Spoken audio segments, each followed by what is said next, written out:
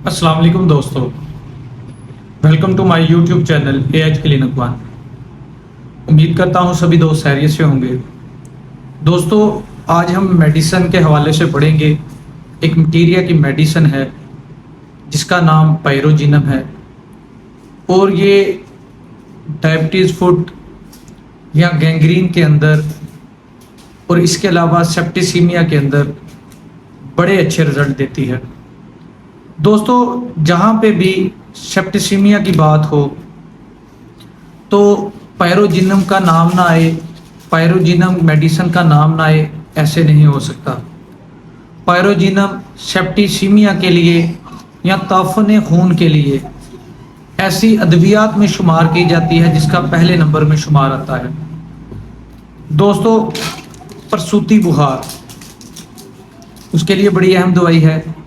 इसके अलावा अगर फीटस माँ के पेट के अंदर मर जाए और उसके बाद उसको डिलीवर करवाया जाए या डिलीवर किया जाए तो उसके बाद अगर सेप्टिसीमिया हो जाए तो फिर भी पायरोजिनम का इस्तेमाल किया जाता है। इसके अलावा जो लाशें हैं उनकी जब डिकम्पोजिशन होती है उसकी वजह से जो गैसेस निकलती हैं उनके बदअसरात, उसमें बड़ा अच्छा इस्तेमाल है। ऑपरेशन के बाद, किसी भी सर्जरी के बाद अगर सेप्टिसीमिया हो जाए तो पायरोजिनम जो है ये बड़े अच्छे रिजल्ट देती है और मरीज़ को मुकम्मल शफायाब करती है। टाइफाइड, डिप्थीरिया, इसके अलावा क्रॉनिक मलेरिया के अंदर इसका बहुत अच्छा रिजल्ट देखने को मिलता है। दोस्तों, आर्निका की तरह इसके भी तमाम जिस्म के अंदर दर्द पाई जाती है, बिस्तर, तकिया, सहत महसूस होता है, जिसकी वजह से मरीज़ करवटें बदलने पर मजबूर होता है। वो किसी पहलू भी अपने आप को कंफर्टेबल या आरामदेह महसूस नहीं करता। दोस्तों, इसकी ज़ुबान की जो सबसे खास अलामत है, ज़ुबान सुर्ख, नोक उसकी सुर्ख होगी, कटी पटी होगी और ऐसा लगेगा कि जैसे अभी ज़ुबान से जो है वो खून निकल आएगा। मसलसल बदबूदार पहाना, ये इसकी अलामत है। सेप्टिसीमिया होने की वजह से जो टैकीकार्डिया हो जाता है, मरीज़ का दिल का धड़का तेज़ हो जाता है, जिसकी वजह से मरीज़ लेट नहीं पाता, आराम नहीं कर पाता। यकीनन सेप्टिसीमिया ही उसे ठीक करती है। इसके अलावा दोस्तों, बुखार के अंदर बदबूदार पसीना, नब्ज़ और टेम्परेचर आपस में मुत्तफिक नहीं होते।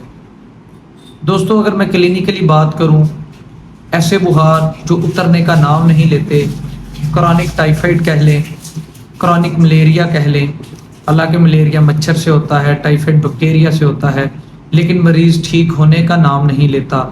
मरीज़ को बेशुमार एंटीबायोटिक्स, बेशुमार आपने अद्वियात खिलाई हों, फिर भी ठीक नहीं होता, तो उस सूरत में ये जो पायरोजिनम होती है ये मरीज़ का तफ़ुन खून या सेप्टिसीमिया को ख़त्म करती है और मरीज़ ठीक हो जाता है।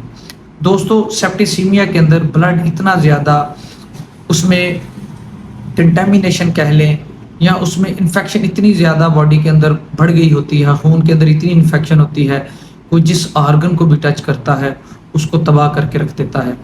मैंने बेशुमार ऐसे केसेस जिनके बुखार नहीं उतरते, उनको पायरोजिनम की एक आध डोज दे के फिर बिल मिसल दवा सेलेक्ट की है तो वो मुकम्मल सेहतयाब हुआ है।